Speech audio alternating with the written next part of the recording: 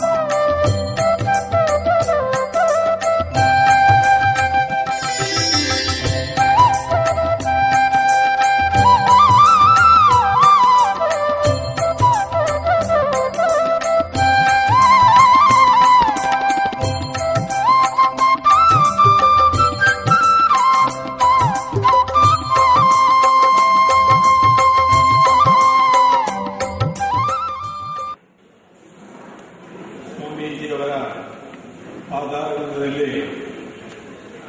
ಒಡಮಟ್ಟು ಎಲ್ಲ ಸಭಿಕರಿಗೂ ನಮಸ್ಕರಿಸಿ ನನ್ನ ಮಾತನ್ನು ಪ್ರಾರಂಭಿಸ್ತಾ ಇದ್ದೇನೆ. ಈ ಹೊತ್ತಿನ ನಮ್ಮ ಈ ಕೃಷ್ಣ ಸಂಸ್ಮರಣ ಕಾರ್ಯಕ್ರಮದ ಅಧ್ಯಕ್ಷರಾಗಿ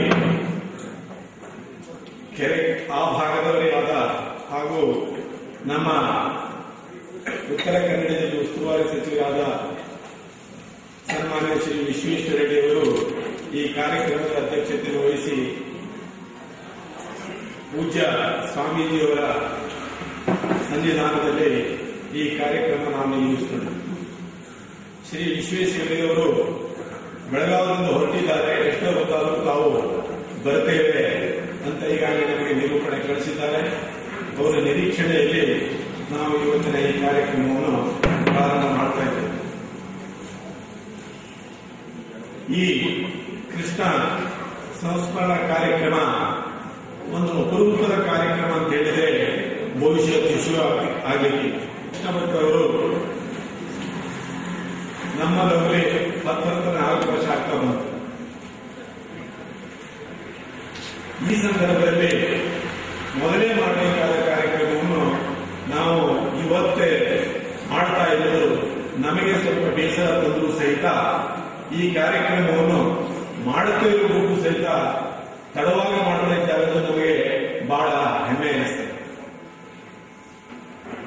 ಸನ್ಮಾನ್ಯ ದಿವಂಗತ ಕೆರೆಕೆ ಕೃಷ್ಣ ಭಟ್ರು ಪರಿಚಯ ಬಹುಶಃ ಇದ್ದಿದ್ದವರಿಗೆಲ್ಲರಿಗೂ ಹೊಸದಾಗಿ ಅವರು ಪರಿಚಯ ಮಾಡಬೇಕಂತ ಅವಶ್ಯಕತೆ ಇದೆ. ನನಗೆ ಅವರ ಪ್ರಪ್ರಥಮ ಪರಿಚಯ ನಿಜವಾಗಿ ಹೇಳಬೇಕಾದ್ರೆ ಸನ್ಮಾನ್ಯ ಇಲ್ಲಿ ಕೂತಿದ್ದಾರೆ ಅನಂತ ಹೆಗಡೆಯವರು, ಅವರು ಆ ಪ್ರವೇಶ್ ಸೊಸೈಟಿಯ ಅಧ್ಯಕ್ಷರಾದ ಕಾಲಾವಧಿಯಲ್ಲಿ ನನಗೆ ಕೃಷ್ಣ ಭಟ್ರ ಪ್ರಪ್ರಥಮ ಪರಿಚಯ. ಹಾಗಾಗಿ ಈ ಸಂದರ್ಭದಲ್ಲಿ ನಾನು ಶ್ರೀಮಾನ್ ಅನಂತ ಹೆಗಡೆಯನ್ನು ಸಹಿತ ಈ ಕಾರ್ಯಕ್ರಮದಲ್ಲಿ ಅವರನ್ನು ಸ್ಮರಿಸುತ್ತೇನೆ. ಕೆರೆಕೈ ಕೃಷ್ಣ ಭಟ್ರು ತಪೋಭೂಮಿ ಕೆರೆಕೈ ಬಹುಶಃ ತಮಗೆಲ್ಲ ಗೊತ್ತದು. ಅವರ ಪುತ್ರರಾದ ಶ್ರೀ ಉಮಾಕಾಂತ್ ಭಟ್ರವರೇ ಅವರ ಒಂದು ಪುಸ್ತಕದಲ್ಲಿ ಬರೆದಂತೆ ಕೆರೆಗೆ ಕೇವಲ 9 ವಾಸಿ ಕುಟುಂಬ ಇರುವ ಒಂದು ಗ್ರಾಮ. ವೃತ್ತಿಯಲ್ಲಿ ಅವರು ಎಲ್ಲರೂ ಕೃಷಿಕರಾದರು. ಪ್ರವೃತ್ತಿಯಲ್ಲಿ ಹೆಚ್ಚು ಕಡಿಮೆ ಎಲ್ಲರೂ ಕಲಾವಿದರಾಗಿ ಸಾಂಸ್ಕೃತಿಕ ಕಾರ್ಯಕ್ರಮದಲ್ಲಿ ತಮ್ಮನ್ನು ತೊಡಗಿಸಿಕೊಂಡವರು. ಇದು ನಿಜವಾಗಿಯೂ ಒಂದು ಭೂಷಣ. ಅಂತ ಒಂದು ಗ್ರಾಮದಲ್ಲಿ ಶ್ರೀಮಾನ್ ಕೆರೆಕೈ ಕೃಷ್ಣ ಭಟ್ರು ತಮ್ಮ ಜೀವಿತವನ್ನು ಕಳೆದು ಬಹುಶಃ ನಮ್ಮೆಲ್ಲರಿಗೂ ಒಂದು ಆದರ್ಶ ಪ್ರಾಯರಾಗಿದ್ದಾರೆ ಅಂತ ಹೇಳಿದರೆ ಬಹುಶಃ ತಪ್ಪಾಗಲಿಕ್ಕೆ. ಅರ್ಥಧಾರಿಗಳಾಗಿ 4 ದಶಕಕ್ಕಿಂತ ಹೆಚ್ಚು ಕಾಲ ತಮ್ಮನ್ನು ತೊಡಗಿಸಿಕೊಂಡು ಬಹುಶಃ ಎಲ್ಲರಿಗೂ ಚಿರಪರಿಚಿತರಾಗಿದ್ದಾರೆ. ಹಾಗಾಗಿ ಅವರ ಸ್ಮರಣೆಯ ಈ ಕಾರ್ಯಕ್ರಮವನ್ನು ತಾಳಮದ್ದಲೆಯ ಸಂಬಂಧಪಟ್ಟ ಎಲ್ಲರನ್ನೂ ಒಳಗೂಡಿಸಿ ಈ ಕಾರ್ಯಕ್ರಮ ಮಾಡಬೇಕು ಅಂತ ಒಂದು ನಾವು ನಿಯೋಜಿಸಿಕೊಂಡಂತೆ ಪೂಜ್ಯ ಸ್ವಾಮೀಜಿಯವರು ಸಹಿತ ಕಲಾವಿದರು, ಕಲಾಭಿಮಾನಿಗಳು. ಬಹುಶಃ ಅವ್ರ ಬಗ್ಗೆ ಹೇಳುವುದಂದ್ರೆ ಬಹುಶಃ ನನಗೆ ನಾಲಿಗೆ ಹೊರಲಿಕ್ಕಿಲ್ಲ. ಪರಮ ಪೂಜ್ಯ ಶ್ರೀ ಕೇಶವಾನಂದ ಭಾರತೀ ಸ್ವಾಮಿಗಳು, ಶ್ರೀಶಂಕರ ಭಗವತ್ಪಾದ ಪಾದರ ಶಿಷ್ಯರಾದ ಶ್ರೀ ತುಟಕಾಚಾರ್ಯ ಸಂಪ್ರದಾಯಕ್ಕೆ ಸೇರಿದ ಯತಿಗಳಿಂದ ಪೂಜೆ, ಅನುಷ್ಠಾನ, ಜಪತಪಗಳಿಂದ ಸಮಾಜದ ಒಳಿತಿಗಾಗಿ ನಿರಂತರವಾಗಿ ಶ್ರಮಿಸುತ್ತಿರುವ ಯತಿಕುಂಬವರು ಸಮಾಜಕ್ಕೆ ಹತ್ತಿರವಾಗಿದ್ದು ಜನರ ಕಷ್ಟ ನಷ್ಟಗಳಿಗೆ ಸ್ಪಂದಿಸುತ್ತಾ ಶಿಷ್ಯರ ಅಭಿಮಾನಿಗಳ ಹಿತೈಷಿಯಾಗಿ ಮಾಡುವ ಆದರೋಪಚಾರಗಳಿಂದ ಶ್ರೀಮಠದ ಕೀರ್ತಿಯು ದೇಶದಾದ್ಯಂತ ಹಬ್ಬುವುದಕ್ಕೆ ಕಾರಣರಾಗಿದ್ದಾರೆ. ಅದನ್ನು ಜನ ಗೌರವಿಸುವುದಿಲ್ಲಾಗಿತ್ತು, ಪ್ರೀತಿಸುವುದಿಲ್ಲಾಗಿತ್ತು. ಅದಕ್ಕೆ ಒಂದು ಆಯಾಮವನ್ನು ಕೊಟ್ಟವರು, ಅವರಿಗೊಂದು ಧ್ವನಿಯನ್ನು ಕೊಟ್ಟವರು ಪೂಜ್ಯ ಸ್ವಾಮೀಜಿಗಳಂತ ಶ್ರೀ ಕೆರೆಕೈ ಕೃಷ್ಣ ಉಮಾಕಾಂತ ಭಟ್ರು. ಹಾಗಾಗಿ ಈ ಕಲಾವಿದರಿರುವ ಬಗ್ಗೆ ಇರುವ ಗೌರವ ಆತ್ಮೀಯವಾದಂತಹ ಶ್ರೀ ಪ್ರಮೋದ್ ಹೆಗಡೆಯನ್ನು ಸಹಿತ ಈ ಕಾರ್ಯಕ್ರಮಕ್ಕೆ ಆಮಂತ್ರಿಸಿದ್ದೇವೆ. ಅವರು ಸಹಿತ ಈ ನಮ್ಮ ಕಾರ್ಯಕ್ರಮದಲ್ಲಿ ಉಪಸ್ಥಿತರಿದ್ದಾರೆ. ಅವರಿಗೂ ಸಹಿತ ನಾವು ಈ ಕಾರ್ಯಕ್ರಮದ ಪರವಾಗಿ ಅವರನ್ನು ಹೃತ್ಪೂರ್ವಕವಾಗಿ ಸ್ವಾಗತಿಸ್ತಾ ಇದ್ದೇವೆ. ಮಹಾಸಂಸ್ಥಾನದ ಪರಮ ಪೂಜ್ಯ ಶ್ರೀಗಳವರು ಕಳಿಸಿದಂತಹ ಒಂದು ಸಂದೇಶವನ್ನು ಓದ್ತಾ ಇದ್ದೇನೆ. ಈ ನಾಡಿನ ಪ್ರಸಿದ್ಧ ಕಲೆಯಾದ ಯಕ್ಷಗಾನದಲ್ಲಿ ಸಿದ್ಧ ಹಸ್ತರಾಗಿದ್ದ ಶ್ರೀ ಕೃಷ್ಣ ಭಟ್ಟರ ಕಾಯ ಅಳಿದು ಹೋಗಲು ಅವರ ವಿಶಿಷ್ಟ ವ್ಯಕ್ತಿತ್ವ ಜನಮಾನಸದಲ್ಲಿ ಅಳಿಯದೆ ಉಳಿದುಕೊಂಡಿದೆ. ಯಕ್ಷಗಾನದ ಅರ್ಥಧಾರಿಯಾಗಿ 45 ವರ್ಷಗಳ ಸುದೀರ್ಘ ಸೇವೆ ಸಲ್ಲಿಸಿದ ಇವರು ತಮ್ಮದೇ ಆದ ವಿಶಿಷ್ಟ ಶೈಲಿಯನ್ನು ರೂಢಿಸಿಕೊಂಡವರ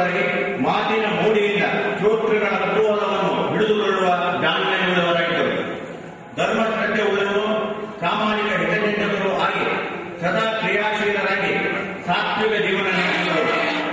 ನಿಜ ಕಾಂತೆಯಲ್ಲಿ ಉಮಾಕಾಂತನನ್ನು ಪಡೆದು ತಮ್ಮ ಕಲಾ ವಲ್ಲರಿಯು ಅವಿಚ್ಛಿನ್ನವಾಗಿ ಇಮ್ಮಡಿಯಾಗಿ ಪಸರಿಸುವಂತೆ ಮಾಡಿರುವುದು ನಮಗೆಲ್ಲ ಸಂತದ ಸಂಗತಿಯಾಗಿದೆ. ಸತ್ತು ಬದುಕುತ್ತಿರುವವರ ಸಂಸ್ಮರಣೆ, ಇದ್ದು ಸಾಯುತ್ತಿರುವವರಿಗೆ ಉತ್ತಮ ಪ್ರೇರಣೆಯನ್ನು ನೀಡಬಲ್ಲದು. ಈ ದಿಶೆಯಲ್ಲಿ ನಿಮ್ಮ ಕಾರ್ಯಕ್ರಮ ಅರ್ಥಪೂರ್ಣವಾಗಿದೆ. ನೀವು ಸಂಕಲ್ಪಿಸಿದ ಕಾರ್ಯಕ್ರಮ ಯಶಸ್ವಿಯಾಗಿ ನೆರವೇರಲಿ, ಪೂರ್ತಿವಾಗಲೆಂದು ಹಾರೈಸಿ ಪ್ರಸಾರ ಮಂತ್ರಾಕ್ಷತೆಗಳನ್ನು ಅನುಗ್ರಹಿಸುತ್ತಿದ್ದೇನೆ. ಧನ್ಯವಾದಗಳು. ಪರಮ ಪೂಜ್ಯ ಶ್ರೀಮದ್ ಜಗದ್ಗುರು ಶಂಕರಾಚಾರ್ಯ ಶ್ರೀ ಕೇಶವಾನಂದ ಭಾರತಿ ಸ್ವಾಮೀಜಿಯವರ ಪಾದಾರವಿಂದಗಳಿಗೆ ಶಿರಸಾಷ್ಟಾಂಗ ವಂದನೆ. ಗೌರವಾನ್ವಿತ ಸಭಾಧ್ಯಕ್ಷರೇ, ಮಾನನೀಯ ಮುಖ್ಯ ಅತಿಥಿಗಳೇ, ಆದರಣೀಯ ಸಂಘಟಕರೇ ಮತ್ತು ಆತ್ಮೀಯ ಬಂಧುಗಳಿಗೆ ಹಾಗೂ ಪತ್ರಿಕಾ ಮಾಧ್ಯಮದ ಮಿತ್ರರು, ಇರುವ ಅವಕಾಶದಲ್ಲಿ ಕೇವಲ ಒಂದು 3-4 ನಿಮಿಷಗಳ ಕಾಲ ಈ ವಿಚಾರದಲ್ಲಿ ನನ್ನ ಅಭಿಪ್ರಾಯಗಳನ್ನು ನಿಮ್ಮ ಜೊತೆ ಹಂಚಿಕೊಳ್ಳಕ್ಕೆ ಬಯಸ್ತೇನೆ. ಯೋಗ ದಿವಂಗತ ಕೃಷ್ಣ ಭಟ್ರ ಅವರ ಸಂಸ್ಮರಣೆ ಕಾರ್ಯಕ್ರಮದಲ್ಲಿ ಪೂಜ್ಯ ಕೇಶವಾನಂದ ಭಾರತಿ ಸ್ವಾಮೀಜಿಯವರ ಉಪಸ್ಥಿತಿ ಸಾನ್ನಿಧ್ಯ ಬಹಳ ಹೆಚ್ಚು ಮೌಲ್ಯವನ್ನು ಈ ಕಾರ್ಯಕ್ರಮಕ್ಕೆ ತಂದುಕೊಟ್ಟಿದೆ. ಅದಕ್ಕೊಂದು ಕಾರಣ ಇದೆ.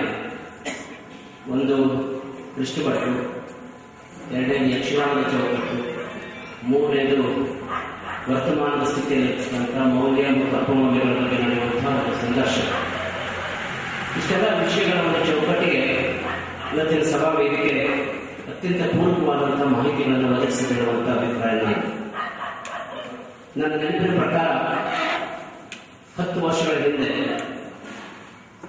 ಪೂಜ್ಯ ಕೇಶವಾನಂದ ಭಾರತಿ ಸ್ವಾಮೀಜಿಯವರು ಯಲ್ಲಾಪುರದ ಸಂಕಲ್ಪದಲ್ಲಿ 60 ದಿವಸಗಳ ಕಾಲ ಚಾತುರ್ಮಾಸವನ್ನ ನಡೆಸಿಕೊಂಡಿದ್ದರು.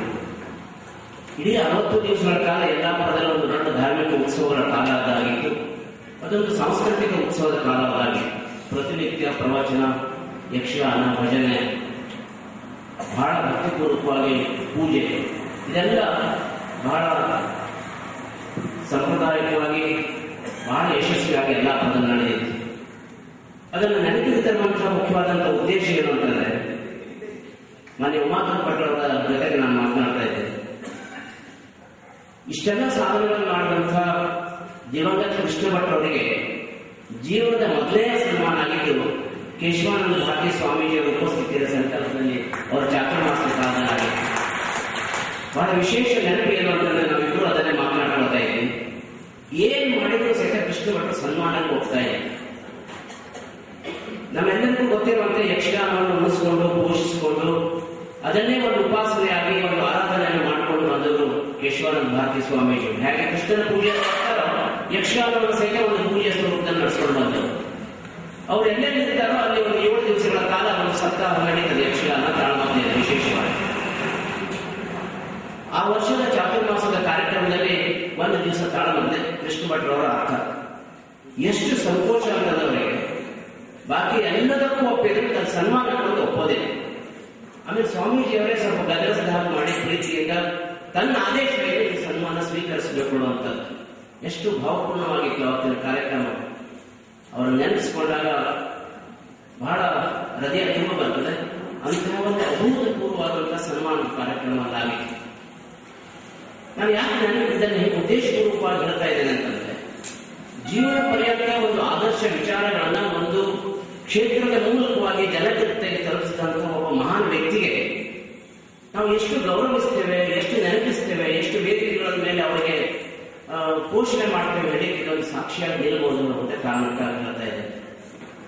ಮತ್ತು ಸನ್ಮಾನ ಕಾರ್ಯಕ್ರಮ ಆಯಿತು. ಬಹಳ ಚೆನ್ನಾಗಿ ಯಕ್ಷಗಾನದ ಅರ್ಥ ಸಹಿತ ಹೇಳಿದೆ. ಎರಡನೇ ನನ್ನ ನೆನಪು, ದಾಂಡೇಲಿಯ ಹವ್ಯಕ ಭವನದಲ್ಲಿ ಒಂದು ಯಕ್ಷಗಾನದ ತಾಳಮದ್ದಲೆ ನಡೆಯಿತು. ಅವರು ಕರೆದಿದ್ರು. ಅನೇಕ ಬಾರಿ ಅವರ ಅರ್ಥವನ್ನು ಕೇಳಿ ಎಲ್ಲಿಗೆಲ್ಲ ಹೋಗಿದ್ರು. ತೆರೆಗೆ ಕೃಷ್ಣ ಭಟ್ರ ಅರ್ಥ ಇದೆ. ಅವರ ಸ್ವಭಾವ ಹೇಗಿತ್ತು ಅಂತಂದ್ರೆ, ಇಡೀ ಅರ್ಥ ಮುಗಿಯುವವರೆಗೆ ಬೆನ್ನು ಅಂದ್ರೆ ಈ ನೆಟ್ಟಿಗೆ ಒಂದು ಚೂರು ಸಹಿತ ಬಾಗ್ತಾ ಇರಲಿಲ್ಲ. ಅಷ್ಟು ಗಟ್ಟಿಮುಟ್ಟಾಗಿ ಅಷ್ಟು ಶಿಸ್ತಿನಿಂದ ಕೂಡುತ್ತಿದ್ರು. ಶುದ್ಧವಾದಂತಹ ಬಿಳೆ ಧೋತ್ರ, ಬಿಳೆ ಶರ್ಟು, ಅಷ್ಟೇ ಶುದ್ಧವಾದಂತಹ ಬಿಳಿ ಗಾಂಧಿ ಜೊತೆಗೆ ಒಂದು ತಿಲಕ, ಕೈಯಲ್ಲಿ ಕರಿ ಬ್ಯಾಗ್, ಇಷ್ಟು ಅವರ ಒಂದು ಆಕಾರಕ್ಕಿರುವಂತಹ ರೂಪಗಳು. ಅರ್ಥ ಹೇಳುವಂತಹ ಸಂದರ್ಭದಲ್ಲಿ ನಾವೆಲ್ಲ ಚಿಕ್ಕವರಿದ್ದಾಗ ಕೇಳಿದ್ದೇವೆ. ಕೆರೆಮನೆ ಶಿವರಾಮ ಕೆಲವರು ವೈಶಂಪಾಯನ ಸರೋವರದಿಂದ ಎದುರಿಗೆ ಬರಬೇಕಾದ್ರೆ ಎಲ್ಲ ಬೆವರ್ತಿದ್ರು, ಅಥವಾ ಎದುರು ಪಾತ್ರಧಾರಿಗಳಿಗೆ ಹೆದರಿಕೆ ಆಗ್ತಾ ಇತ್ತು ಅಂತ. ಕೃಷ್ಣ ಭಟ್ರು ಸಾಮಾನ್ಯವಾಗಿ ಖಳನಾಯಕನ ಪಾತ್ರಗಳನ್ನು ಹೆಚ್ಚಾಗಿ ಹೇಳ್ತಾ ಇದ್ರು. ಕರ್ಣ ಇಂಥದ್ದು ಸಹಿತ ಹೇಳ್ತಾ ಇದ್ರು. ಅವತ್ತು ಕೌರವನ ಪಾತ್ರ ಅವರು ನೋಡಿದವರಿಗೆಲ್ಲ ನೆನಪಿರ್ತದೆ. ಅವ್ರ ಪಾತ್ರ ಹೇಳ್ತಾ ಆವೇಶ ಶುರುವಾಯಿತು ಅಂತಂದ್ರೆ ಎಡಗೈ ಎಲ್ಲ ಹೀಗೆ ಮುಂದೆ ಮಾಡ್ತಾ ಈ ಕಾಲನ್ನ ಜಪ್ತಾ ಇದ್ರು. ಕೊನೆ ಕೈ ನೆಲಕ್ಕೆ ಜಪ್ಪೋದು. ನಾನು ಉತ್ಪ್ರೇಕ್ಷೆಗೂ ಹೇಳ್ತಾ ಇದ್ದೆ, ಒಂದು ಆಭಾಸಕ್ಕೂ ಹೇಳ್ತಾ ಇದ್ದೆ. ಅದೊಂದು ಸಹಜವಾದಂತ ಅವ್ರ ಆವೇಶದ ಒಂದು ಪ್ರಕ್ರಿಯೆ ಅವತ್ತು ಎಷ್ಟು ಮಟ್ಟಿಗೆ ಇತ್ತು ಅಂತಂದ್ರೆ, ಆವೇಶ ಬಂದು ಗಾಂಧಿ ಬಿಟ್ಟು ತೆಗೆದು ನೆಲ ಕೊಟ್ಬಿಡೋದು, ಅಷ್ಟು ಸಿಟ್ಟಲ್ಲಿ. ಅಂದ್ರೆ ಆ ತರದ ಸಂಪೂರ್ಣವಾದಂತಹ ತನ್ಮಯತೆ ಆವೇಶದಲ್ಲಿ ಎದುರಿಗಿದ್ದವರ ಪರಿಸ್ಥಿತಿ ಏನಾಗ್ತದೆ ಅಂತ ನಾವು ಊಹಿಸಿಕೊಳ್ಳಬಹುದು. ಬಹಳ ಚೆನ್ನಾಗಿ ಇವತ್ತೊಂದು ಪತ್ರಿಕೆಯಲ್ಲಿ ಬರೀತಾರೆ. ಎಲ್ಲ ಪಾತ್ರಧಾರಿಗಳು, ಕಲಾವಿದರು ಅಭಿನಯವನ್ನು ಮಾಡ್ತಾರೆ. ಅಭಿನಯದ ಜೊತೆಗೆ ಅನುಭವವನ್ನು ಇಟ್ಟುಕೊಂಡು ಅದನ್ನು ಅನುಭವಿಸ್ತಾ ಇರುವಂತವ್ರು ನಿಜವಾದಂತಹ ಕಲಾವಿದರು ಅಂತ ಹೇಳಿ. ಆ ಅನ್ವರ್ಥಕವಾದಂತಹ ಈ 3 ಶಬ್ದಗಳಿಗೆ ಯೋಗ್ಯವಾದಂತಹ ಒಂದು ಹೆಸರಿದ್ರೆ ಅಭಿನಯ, ಅನುಭವ ಮತ್ತು ಅನುಭವ. ಅದನ್ನು ಅನುಭವಿಸುವಂತದ್ದು. ಈ 3 ಶಬ್ದಗಳಿಗೆ ಯೋಗ್ಯವಾದಂತಹ ಒಬ್ಬ ವ್ಯಕ್ತಿ ಇದ್ರೆ ಅದು ಕೃಷ್ಣ ಭಟ್ರು ಒಬ್ಬರೇ ಆಗಿದ್ದು ಅನ್ನೋದನ್ನ ಬಹಳ ಪ್ರಾಂಜಲಗೊಳಿಸಿದ ಹೇಳಿಕೆ. ಒಬ್ಬರು ಯಾವ ವ್ಯವಹಾರಕ್ಕೆ ಜಂಜಾಟ, ಈ ಪಾಲಿಸಿ ಹೇಳುವಂಥದ್ದು ಅವರಿಗೆ ಏನೂ ಗೊತ್ತೇ ಇಲ್ಲ.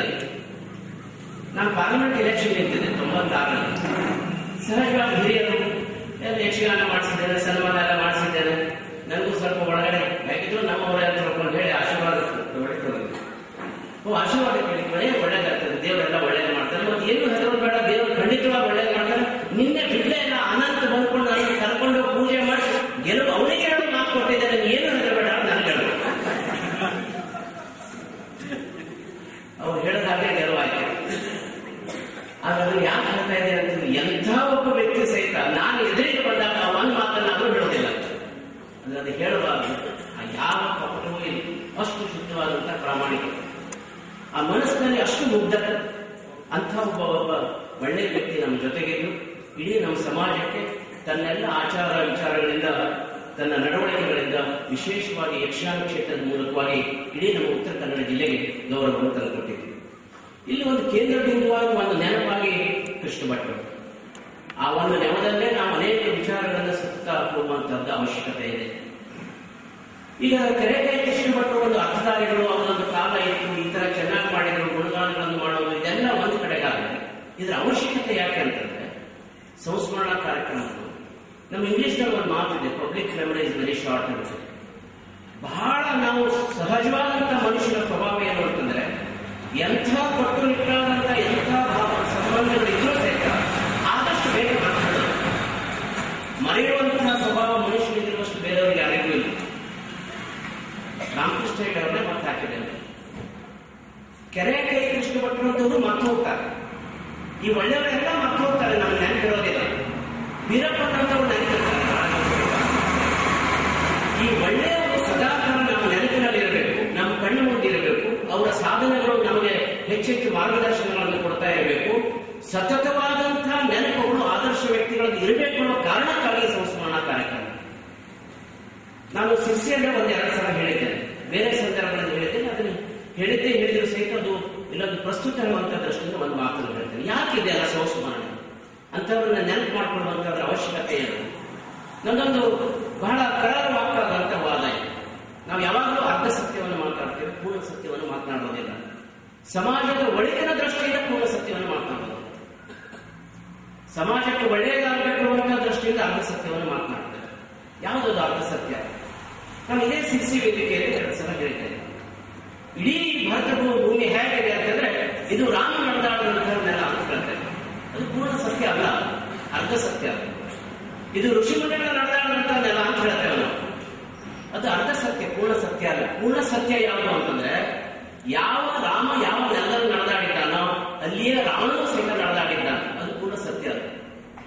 ಯಾವ ಋಷಿಮುನಿಗಳು ಯಾವ ನೆಲದಲ್ಲಿ ನಡೆದಾಡಿದ್ದಾರೋ ಅಲ್ಲಿ ರಾಕ್ಷಸರು ಸಹಿತ ನಡೆದಾಡಿದ್ದಾರೆ, ಅದು ಪೂರ್ಣ ಸತ್ಯ. ನಾವು ಯಾಕೆ ಅರ್ಧ ಸತ್ಯವನ್ನು ಹೇಳ್ತೇವೆ? ಕನ್ನಡಿಗರಾಗಿ ಅವರ ಎಲ್ಲ ಭಾವನೆಗಳೆಲ್ಲ ಪ್ರತಿಫಲನ ರಿಫ್ಲೆಕ್ಟ್ ಆಗ್ತಾ ಇರಬೇಕು ಸಮಾಜದಲ್ಲಿ. ಯಾವುದೇ ಕಾರಣಕ್ಕಾಗಿ ನಮ್ಮ ಮುಂದಿನ ಜನಾಂಗದ ಮೇಲೆ, ಹೊಸ ಯುವ ಪೀಳಿಗೆಯ ಮೇಲೆ, ಹೊಸದಾಗಿ ಜೀವನವನ್ನು ಕಟ್ಟುವಂತಹ ಹೊಸ ಯುವಕರ ಮೇಲೆ ಯಾವ ಕಾರಣಕ್ಕಾಗೂ ನಮ್ಮ ಸಮಾಜ, ನಮ್ಮ ಪರಂಪರೆಗಳು, ನಮ್ಮ ಸನಾತನ ಧರ್ಮ ಏನ್ ಹೇಳ್ತದೆ ಅಂತಂದ್ರೆ ರಾವಣನ ನೆನಪು ಮಾಡಬಾರ್ದು. ರಾಕ್ಷಸ ಸಭೆಯಲ್ಲಿರುವ ಸಮಸ್ತ ಹಿರಿಕಿರಿಯರನ್ನ ಸಭಾಸದರು ಎನ್ನುವ ದೃಷ್ಟಿಯಿಂದ ಆಶೀರ್ವಾದವನ್ನು ಕೊಡುತ್ತಾ, ಕೃಷ್ಣ ಭಟ್ರ ಕುರಿತು ಕೆಲವು ಮಾತುಗಳನ್ನು ಆಡಲಿಕ್ಕೆ ಬಯಸ್ತೇನೆ. ಈಗಾಗಲೇ ಪ್ರಮೋದ್ ಹೆಗಡೆ ಅವರು ಸಾಕಷ್ಟು ಮಾತುಗಳನ್ನು ಆಡಿದ್ದಾರೆ. ಪ್ರಮೋದ್ ಹೆಗಡೆ ಅವರು ಮಾತಾಡಿದ ಮೇಲೆ ಮತ್ತೊಬ್ಬರು ಮಾತಾಡುವುದು ಸ್ವಲ್ಪ ಕಷ್ಟ. ಅಂದ್ರೆ ಅಷ್ಟೊಂದು ಪ್ರಭಾವಿಯಾಗಿ ತಮ್ಮ ಮಾತುಗಳನ್ನು ಮಂಡಿಸಬಲ್ಲ ಕೌಶಲ್ಯ ಆಗಿದೆ. ಆ ದೃಷ್ಟಿಯಿಂದ ನನಗೆ ಒಂದು ಪ್ರಮಾಣದಲ್ಲಿ ಅಳುಕು ಉಂಟು. ಆದರೆ ಇನ್ನೊಂದು ಅನುಕೂಲತೆ ನನಗಿದೆ. ಪ್ರಮೋದ್ ಹೆಗಡೆಯವರು ಕೃಷ್ಣ ಭಟ್ರನ್ನ ಎಷ್ಟು ಹತ್ತಿರದಿಂದ ಕಂಡಿದ್ದಾರೆಯೋ ಅದಕ್ಕಿಂತ ಎಷ್ಟೋ ಹತ್ತಿರದಿಂದ ನಾನು ಕಂಡುಕೊಂಡಿದ್ದೇನೆ. ಕೃಷ್ಣ ಭಟ್ರ ನಿಕಟವಾದಂತಹ ಒಂದು ಸಹವಾಸ ಎಷ್ಟು ವರ್ಷಗಳದ್ದು ಅಂತ ಹೇಳಲಿಕ್ಕೆ ಸಾಧ್ಯ ಇಲ್ಲ. 30-35 ವರ್ಷಗಳಷ್ಟು ನಿಕಟವಾದಂತಹ ಒಡನಾಟ ನನಗಿತ್ತು ಎನ್ನುವ ಕಾರಣದಿಂದ ಒಂದು ಧೈರ್ಯ ಮಾಡಬಹುದು ಅಂತ ಕಾಣ್ತದೆ. ಕೃಷ್ಣ ಭಟ್ರನ್ನ ಯಾವ ರೀತಿಯಲ್ಲಿ ನೆನಪಿಸಿಕೊಳ್ಬೇಕು ಎನ್ನುವ ವಿಷಯದಲ್ಲಿ ನನಗೆ ಸ್ವಲ್ಪ ಗೊಂದಲ ಇದೆ. ಈ ಹೆಚ್ಚು ತಿಳಿದ್ರೆ ಆಗುವ ತೊಂದರೆನೇ ಇದೆ. ಯಾವುದನ್ನು ಎಲ್ಲಿಡಬೇಕು, ಎಲ್ಲಿ ಹೇಳಬೇಕು, ಎಷ್ಟು ಹೇಳಬೇಕು ಅನ್ನೋದು ಗೊತ್ತಾಗುತ್ತೆ. ಈ ಒಂದು ಸಮಸ್ಯೆ ನನಗಿದೆ. ಆದ್ದರಿಂದ ಇದೊಂದು ವ್ಯವಸ್ಥಿತವಾದ ಚಿತ್ರಣ ಆಗ್ತದೆ ಅನ್ನುವ ಭರವಸೆ ನನಗೆ ಖಂಡಿತ ಇಲ್ಲ. ಅವ್ಯವಸ್ಥಿತ ಆದರೂ ಅಡ್ಡಿ ಇಲ್ಲ. ಸ್ಮರಣೆ ಅಂತಂದ್ರೆ ಹಾಗೇನೆ, ಅಷ್ಟು ವ್ಯವಸ್ಥಿತವಾಗಿದ್ರೆ ಸ್ಮರಣೆ ಹೇಗಾಗ್ತದೆ, ಸ್ವಲ್ಪ ಅವ್ಯವಸ್ಥಿತವಾಗಿದ್ರೆ ಅದರ ಸ್ವಾರಸ್ಯ ಹೆಚ್ಚಬಹುದು ಎನ್ನುವ ಒಂದು ದೃಷ್ಟಿ. ನಾನು ಹೇಳಿದೆ, ಕೃಷ್ಣ ಭಟ್ರ ವ್ಯಕ್ತಿತ್ವದ ಬೆಳೆ ಅಂಗಿ ಮತ್ತೆ ಬೆಳೆ ಕಂಡಿ, ಆ ಟೊಪ್ಪಿ ಹಾಕಕ್ಕೆ ಅಂದ್ರೆ ಅವ್ರ ತಲೆಯಲ್ಲಿ ಜುಟ್ಟು ಇತ್ತು, ಅದನ್ನು ಬೆಳೆಸಲಿಕ್ಕೆ ನಾವು ಬಹಳ ಪ್ರಯತ್ನ ಮಾಡಿದ್ರೆ ಆಗಲಿಲ್ಲ ಅಲ್ವಾ. ಎಷ್ಟೇ ಒತ್ತಾಯ ಮಾಡಿದ್ರು ಕೊನೆಗೂ ಆ ಜುಟ್ಟವನ್ನ ಇಟ್ಟುಕೊಂಡೇ ನಮ್ಮ ಹಠ ತೊಟ್ಟು ಕೊನೆವರೆಗೂ ಜುಟ್ಟ ಇಟ್ಕೊಂಡಿತ್ತು. ಅದು ಒಂದು ಸ್ವಾರಸ್ಯಕರವಾದ ಎಷ್ಟೇ ನಾವು ನಿತ್ಯ ಅವರ ಮನೆಗೆ ನಾನು ಭಾಷಣ ಅವರು ಹೋಗುವ ಹೊತ್ತಿಗೆಲ್ಲ ಅಲ್ಲಿ ಕೆರೆ ದೊಡ್ಡ 8-9 ಮನೆಗಳ ದೊಡ್ಡಿಗೆ ಹೊರಗಡೆ ಜಗಲಿಯಲ್ಲಿ 8-9 ಮನೆಗಳದ್ದು ಒಂದು ಕಾಣುತ್ತೆ.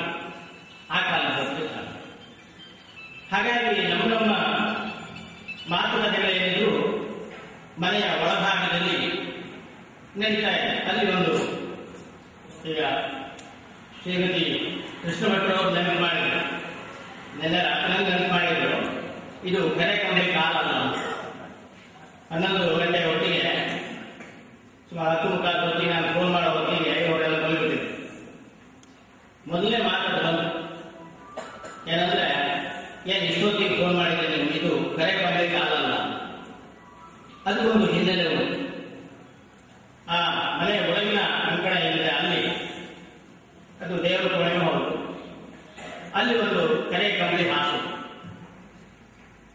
ಅದರ ಮೇಲೆ ನಾವೆಲ್ಲ ಕೂತ್ಕೊಳ್ಳೋಣ. ಹೆಚ್ಚಾಗಿ ಕೃಷ್ಣ ಭಟ್ರು ನಾವು ಹೆಚ್ಚು ಹೋಗ್ತಾ ಇದ್ದವರು ನಾನು ಮತ್ತೆ ದಿವಂಗತ ಕೆರೆಮನೆ ವೆಂಕಟೇಶ್ವರ, ನಮ್ದೊಂದು ಜೋಡಿ, ನಾವು 2 ಜನ. ನಾವು ಮಾತನಾಡೋದು ಅದನ್ನು ಕೇಳಲಿಕ್ಕೆ ಶ್ರೋತೃಗಳಿರ್ತದೆ. ನಾನು ಹೋಗೋ ಹೊತ್ತಿಗೆ ಈ ಕುಮಾರಾಂತ ಭಟ್ರೆ ಅಂತ ಅವರು ಒಬ್ಬರು ಶ್ರೋತೃಗಳು, ಸುಮಾರು ನಿದ್ದೆ ಬರುವವರೆಗೆ ಕೂತ್ಕೊಂಡು ಕೇಳೋದು. ಮತ್ತೆ ಶ್ರೀಮತಿ ಕೃಷ್ಣ ಭಟ್ರು ದೇವರ ಅವರು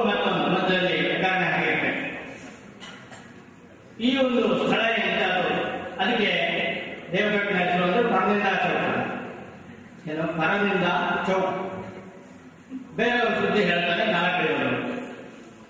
ಹೀಗೆ ಅದೆಷ್ಟೋ ರಾತ್ರಿಗಳನ್ನು ಮಾತನಾಡ್ತಾ 10, 11, 11, 12, 1 ಅಂದರೆ ಯಕ್ಷಗಾನ ಅರ್ಥಾಗಿರುವ ರೀತಿಯಲ್ಲಿ ಕಾಲ ಕಳೆದದ್ದು ನೆನಪುಂಟು. ಆ ಎಲ್ಲ ಕಾರಣಗಳಿಂದ ಅವರನ್ನ ಯಾವ ರೀತಿಯಲ್ಲಿ ನೆನೆಸಿಕೊಳ್ಳೋದು ಅನ್ನೋ ಹೊತ್ತಿಗೆ ಮೊದಲು ನೆನೆಸಿಕೊಳ್ಳೋದು